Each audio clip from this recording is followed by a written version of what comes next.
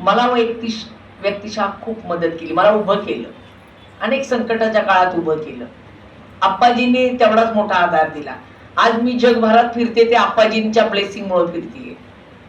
आता एवढ्यात अमेरिकेला जाऊन आणि परत अनेक ठिकाणी मला बोलवतात, कारण आप्पाजींनी सांगितले ह्या कामाला सपोर्ट करा. तर सगळ्यात महत्वाचं की जे आपली संस्था अनाथ, निराधार, निराश्रित, वीटभट्टी, ऊसतोड कामगार यांच्या प्रश्नांना जो व्हॉइस देतीये, जवळजवळ 90,000च्या वर मुलांसोबत आपलं काम झालं.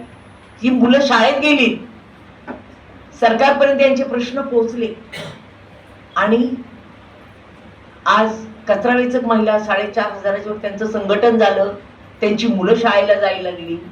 डॉक्टर आम्हाला सांगायला प्राऊड वाटतो, पूर्वी आम्ही सर्वे केला 2012ला, मुलं भंगार गोळा करत होती 700-800 मुलं.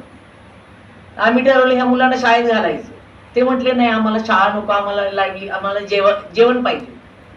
मग इथे काही भगिनी आलेले आहेत आमच्या, आम्ही वस्त्यांमध्ये गेलो, ते म्हणाले आम्हाला अहो शाळेचं काय सांगताय, तुमची शाळा आमचं थोडं पोट बांधणार आहे. मग बचत गट उभारले, आरोग्य तपासण्या घेतल्या. डॉक्टर तुम्ही होता 2014 पासून, डॉक्टर सूरज पवार आणि रेश्मा पवार या दोघांनीही आरोग्य तपासण्याला वस्त्यांवर आम्हाला मदत केली. आज संघटन डॉक्टर इतकं स्ट्रॉंग झाले, तिथले बालविवाह थांबले, अभ्यासिका स्ट्रॉंग झाल्या आणि मुलं शाळेला जायला लागली. यावर्षी 12वीला जवळजवळ 18-19 मुलं पास झाली. किती मोठा रेशो आहे हा. आणि कचरा वेचक महिला या सन्मानाने जगायला लागल्या. एकापेक्षा एक वक्ते बोललेले आहेत आणि त्यामुळे मला सर्व जे इथे जमलेले आता असं वेगळ्या प्रकारचं वेव्स म्हणतो ना किंवा व्हायब्रेशन्स फील होत आहेत, म्हणजे मंचावरून सुद्धा आणि समोरून सुद्धा, की त्यामुळे इतकं असं बरं वाटतं मनामध्ये आणि खूप आनंद होतो की इतका असा एक पवित्र हा कार्यक्रम झालेला आहे.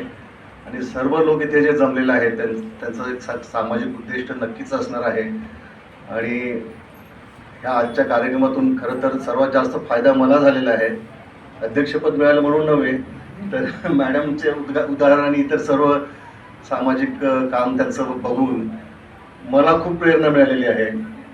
तर ती नक्कीच प्रेरणा घेऊन मी आज इथून बाहेर पडणार आहे.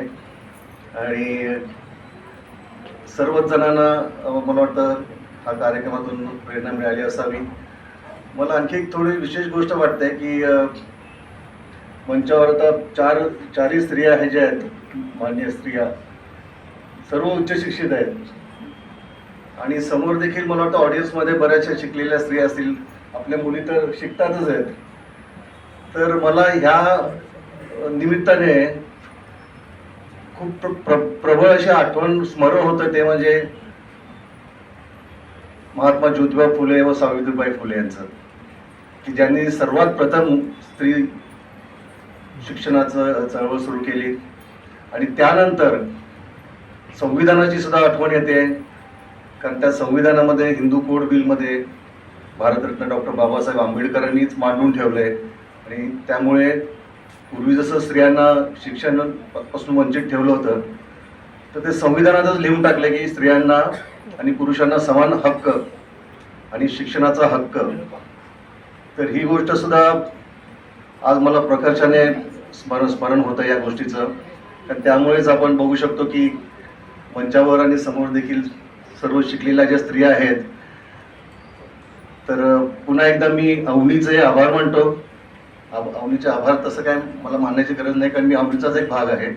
पण अनुराधा मॅडमचे आभार मानतो की मला आजच्या या कार्यक्रमाचं अध्यक्षस्थानी निमंत्रित केलं आणि त्या निमित्ताने माझा सर्वात मोठा सत्कार झाला असं मला वाटतं. एवढं बोलून मी या ठिकाणी थांबतो.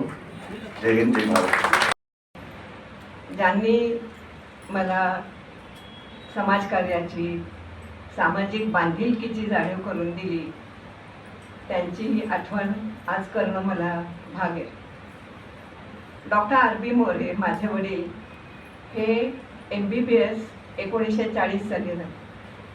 अत्यंत गरीब परिस्थिती, जेवायला खायला नाही, घराच्या बाहेर जाईल त्याला एकच चप्पल, घराच्या बाहेर जाईल त्याला एकच शर्ट, अशा परिस्थितीमध्ये माझ्या आजीने मला वाटतं त्यावेळेला सत्यशोधकी मेळे असायचे आणि त्या मेळ्यामध्ये एकदा त्याने ऐकलं की तुम्हाला जर वाचता येत नसेल तर तुम्ही डोळे असून आंधळे.